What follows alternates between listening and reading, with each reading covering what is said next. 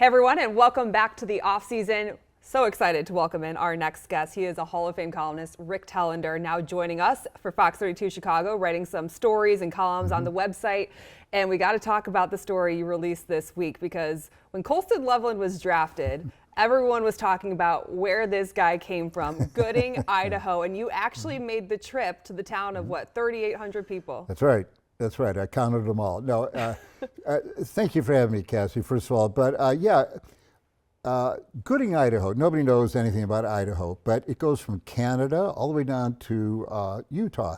And it touches Montana on this side, and it also touches Nevada and Wyoming. So people don't know much about it, but up towards the top, there's Glacier National Park, and down towards the bottom, where if you're headed east from Boise, which is the biggest city, it's about 110 miles east of there, and this is where you're going through rolling scrub brush, tumbleweed, kind of like nothingness, you know? And it's not Sun Valley, Idaho. It's not one of those beautiful, gorgeous resorts. It's a cow, farm, animal, sheep area. So, but it's 110 miles away. However, the speed limit is 80. Well, I love that. Yeah, it's terrifying because, you know, around here, maybe you get to Wisconsin and you can go, the speed limit is 70 some places, maybe even in Illinois some places. So people speed and go 75, 76. Well, when you speed there and people are going past me, I was going like 85 because you have to, they're going past me at 100 miles an hour. And there's no cops, there's nothing. And these semis, they'll have signs that says, watch out for, you know, high winds. Oh, great. And these semis, one had 3 trailers and it's like this. So anyway, I'm like frozen on the wheel. And, you know, the tumbleweed is green now. It's actually called, it was a Russian thistle. It's an invasive species, most of it. You should know that. But as you're driving this way towards Gooding, which is not near anything, you're kind of following the Oregon Trail, the way that the West was settled. And there'll be stop-off signs every now and then. But you're going so damn fast, you can't stop to look at anything. You get to Gooding, which is not on the main drag. It's about 10 miles north, and it's like, damn, man, this is a different place. Interesting. Yeah. You know, when we first met Colston Loveland after he was drafted, one of the storylines was him growing up in a small town, now playing in the 3rd largest market in the country and a charter franchise in the Chicago Bears. And I remember asking him, what is Gooding, Idaho like? And he said, imagine the smallest town in Illinois you can think of. And it's basically that. But I'm looking at the photos that you took while you were there, and it shocked me that it was so dry and desolate and really not much around except for very mountains in the distance. Well, you hit on it. That's one thing that you come away with as you observe this panorama with the mountains, the Rocky Mountains far in the distance, that everything is dry unless there's a river or a stream or you're near a house or the forest, the national forest begins when you start to go into the Rockies. Water is just like not there. So, you know, it becomes a precious thing, more valuable, I would say in a lot of cases, than oil. So who has the water? How do you divvy up what comes out of the snowfall? This is basically how the streams and rivers are fed. Who gets the water, where, and whatever? Because nothing would grow there without irrigation.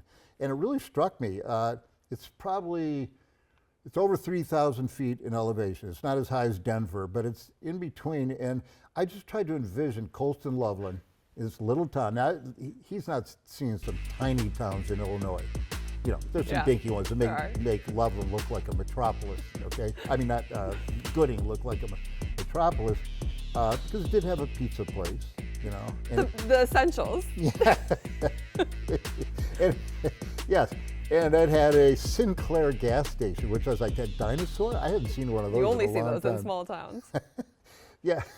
So if you're in Gooding, you're going to work. I can't imagine any kid being like a real slacker, you know, because there's ranches, and I don't know the difference between a farm and a ranch, except I guess you'd say a farm has more crops and a ranch is more cattle or sheep or, you know, livestock. But it goes on and on. There's big hay bales, and somebody's got to feed these animals. Somebody's got to brand them. Somebody's got to get them to market and stuff, you know. And I saw at Colston's house where he grew up, not a huge house, but it's across from his, I think it's his maternal grandfather's. Okay. Grandfather, I believe the last name is Faulkner. And that's where he would work a lot. Also at his uncle's farm. And we've all heard the stories, you know, like you can see people in Chicago listening to this like, what? And he says, you know, I'd take the head and he'd take the legs and It's a foreign language. brand them and everything. But that, you know, like rodeo, you talked to him, I saw your interview, you asked him about rodeo, and it's like, he said, you should see a rodeo. He told you that. And I would love to see a rodeo, because now that we have met him and seen how he's gone from this small town kid to this mega superstar on the national stage, it's quite alarming. But going back to someone's hometown really shares a lot with who they are as people. What did you take away about Colston Loveland from the people you talked to when you met? Well, two things were interesting. One, how hard the kid worked. Everybody knew that. But again, I think you can't grow up there if you have anything to do with the life around there, unless you're, you know, a tech weenie or something. But I don't think there's much of that. It's all farm and ranching and cattle and hay and things like that. And so you got to work. So everybody said, this is a blue-collar kid.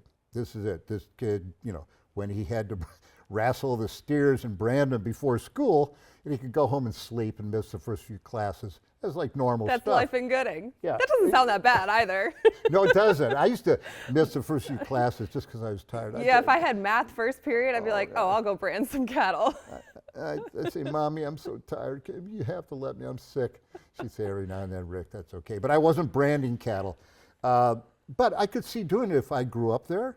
I would want to do exactly what he did. And I'm sure some of it was fun, but other parts of it was just learning this discipline. Because one thing you miss out on is sleep. You got to start early in the morning, and you better have some discipline, or you're going to be so exhausted all the time. But the second thing, Cassie, that I heard from people there was like, well, until they won the national championship at Michigan, and until this draft, you know, Colston wasn't that big a deal.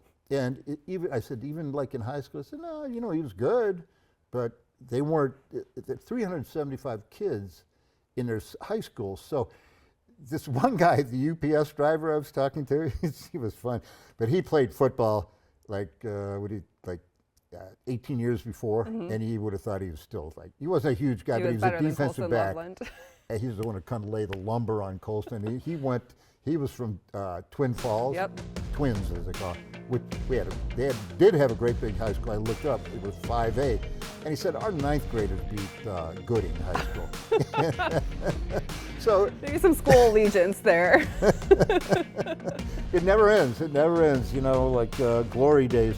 But coming from such a small space, a small place in a small time program, without that national recognition, it's all the more remarkable, the journey for him to get from there to here. And what is Chicago, 1,000 times bigger than, no. Oh, don't ask me to do math, but it would be that, yeah. Yeah, so listen, he was at Michigan. They had 107,000 people in the stadium, so he's used to big crowds. Which is kind of what he said, too. He was like, I don't know why you guys are asking me all these questions about Gooding, Idaho, because I don't know if you knew where I played college football, only like the biggest college football stadium there is. You want him to have bib overalls on and a straw, and like, oh, golly, have you seen the big city?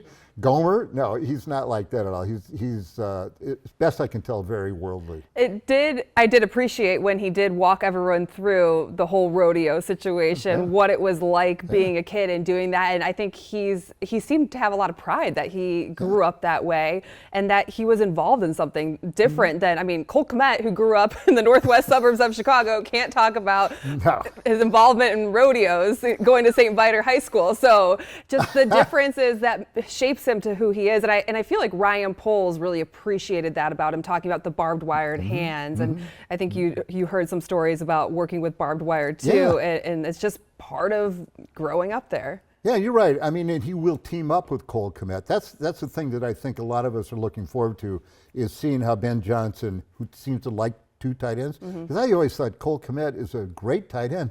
Underused. I never understood those periods where he'd hardly ever get the ball. I don't think anyone did. No, well, okay. I sure didn't. I think just throw him the ball, quarterback, he's a big guy. But the two of them together, whatever they utilize, that Ben Johnson comes up with, could be fascinating. And don't forget, Colston was a wide receiver back in the day. Now he still looks relatively slender, 6'5", 248. He doesn't look like a beast, and he just turned 21, so he's probably still putting on muscle and stuff. Yeah, the Bears said they were still working through each player and like the weight they wanted them to play at and what they're trying to get them to this offseason.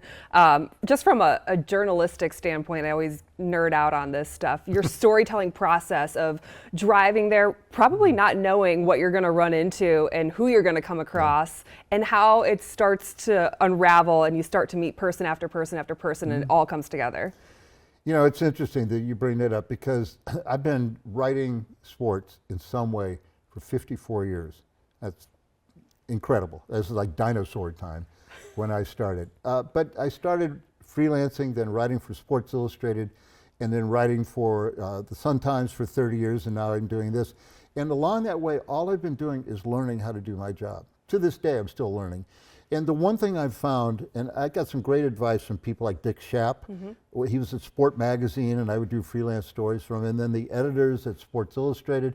And I followed Frank DeFord and Dan Jenkins and all these great writers that we had at Sports Illustrated. And I would analyze their stories, say, what did they do? And I'd see, oh, they talked to this person, they talked to that. They waited for that great quote. You don't just take the generic stuff you got on the tape.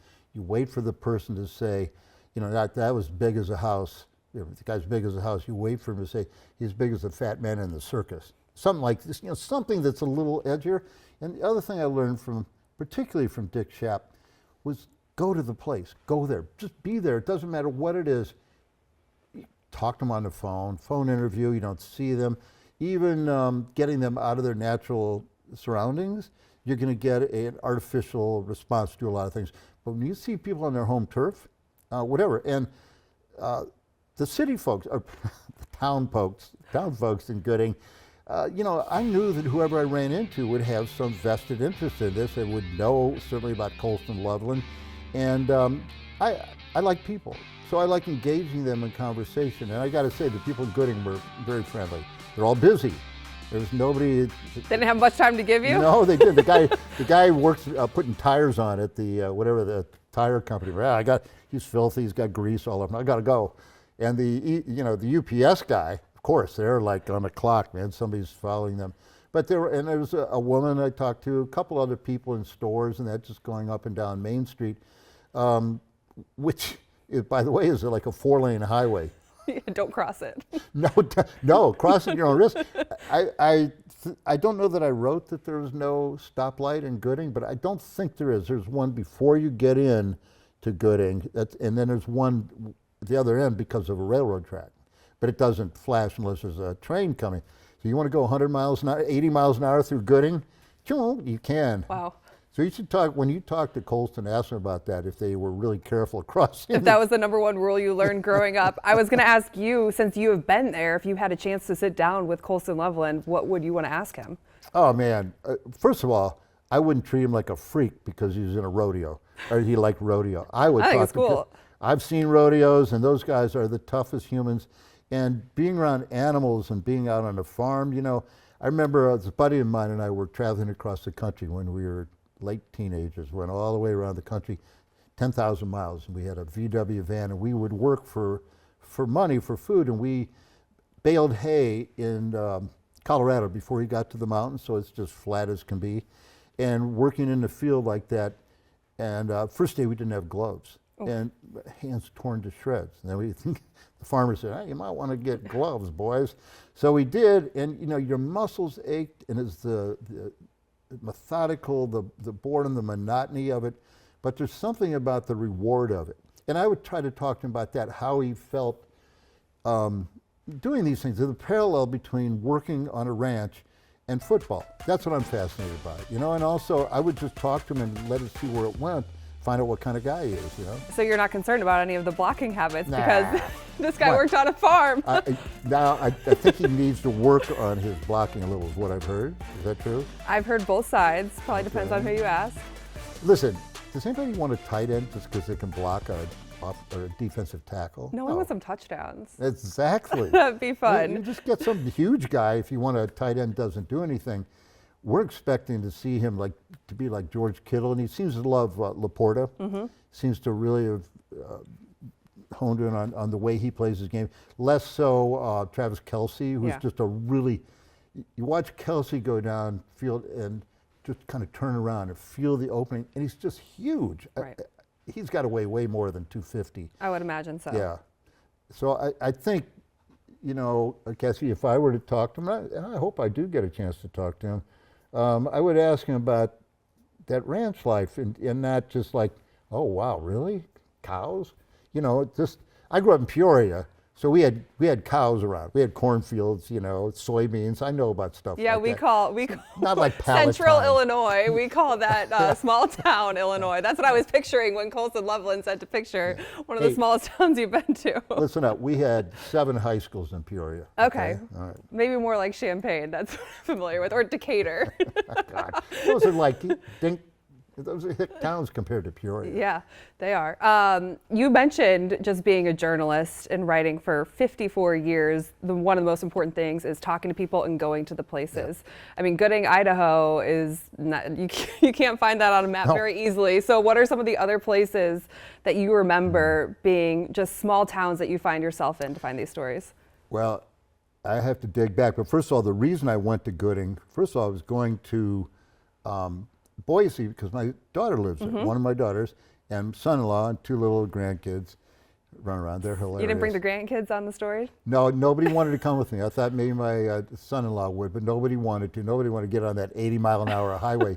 So I thought, well, I'm in Idaho, but I'm at the bottom of Idaho. If you look at how it goes, it's real narrow up top, and it's wide. So Gooding's a long ways from Boise. So I said, but there's no way I'm going to Idaho and not going there. So that's why I went, and I'm a curious guy. I just like adventure. I like to see new places. But one place that I went to, I'd been for a Sports Illustrated story. They had a basketball game, college, some kind of all-star summer game, way out in the middle of nowhere in Montana. And that was years and years ago. And I remember, like, oh man, this is just awesome. And it took forever to get there.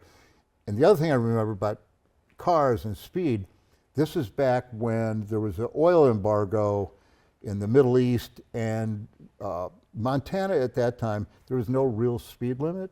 It was like drive safely, and it was like recommended. To the speed of the traffic in front of you. It was like, okay, so I'd heard just do whatever, so I was going about 100, and a cop pulled me over, and I got a ticket for wasting fuel. Not for speeding, for environmental something. He was like, reluctantly gave it to me. But I said, well, how fast am I supposed to go? He said, slow down, bud. Anyway, so there I am in Montana. But another one I went to was when I was writing a story about Spud Webb. You won't remember him, but he was a little dinky NBA basketball player who won the dunk contest.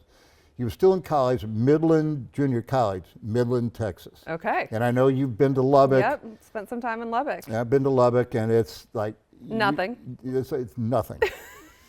And if I could tell this story, I just want to tell this story. We got all the so, time you need. I hadn't thought of this in years, but there I'm in Midland, staying at the Holiday Inn or something. There's a hotel. This stood up like the horizon is flatter than this floor, okay? A ball wouldn't roll any direction. You know what I'm talking about. I know what you're talking about. And there's oil there, otherwise it'd be surface. It's just and Rolls Royces. Yes, yes. Oil. Do the connection. So anyway, that night I get back to my room and I decide to watch something on TV, and I watched, I think it was Halloween 2. Okay, Michael Myers, And maybe it's 3 or 15, but it was one of those early ones in which he's going around and they play that creepy music and he drowned some people in a hot tub. Anyway, I was so scared that I turned on all the lights, closed the curtains, locked the door, and didn't sleep all night long. And I'll never forget it because I was exhausted. Finally, when daylight came, I fell asleep for an hour or 2. Midland's not that scary. Well, I actually enjoyed my time in West Texas. Now don't watch Halloween. Don't watch scary movies though when you're in West Texas. It actually brings up something funny before we end quickly. My first ever TV job offer in sports was in a market called Pocatello, Idaho, which was, I mean, it's just, I think, east of Twin Falls, Yes. which you were just talking about being rivals with Gooding. So I remember when Colston Loveland was talking about Idaho, I was like, oh my gosh, I probably would have covered this kid when he was in high school if I would have taken that job, but I was too scared because I grew up in Palatine. I was like, I knew I was gonna have to go somewhere small. I'm like, that's really, really small. My God, the confluence, if you'd only done it. So you didn't spend any time in Pocatello? Never went, but got the job offer and I turned it down and ended up in Lubbock. Well, in Gooding, they call Pocatello one of the big, they big do. cities around. Yeah. Pocatello, Twin Falls, Sand Lake, of course, Boise, everybody knows that. But, you know, being in Boise, they had that blue field, the football field, and Austin Genty. Ashton Genty, yeah. Ashton, yes. Any hype about him while you were out there? I wish I could have watched him play in college. Yeah, I wish he would have been a Bear sometimes too. It would have been fun. I don't know if it would have been the smart move, but it would have been Then fun. you wouldn't have Colston Loveland. So. Then you would never have gone to Gooding. There you go. And think how the world, if a butterfly had landed on this thing, the whole universe would change. Rick Telander, we appreciate your time. You can read his articles every week on fox32chicago.com, and we're going to have you back on the off season because I could listen to you tell stories all day long, so I appreciate it so You much. live this long, Cassie, you got some stories. I can't wait till I have this many stories. Thank you. Thank you. And the off season is also now available via podcast on Spotify, Odyssey, or wherever you listen to your podcasts.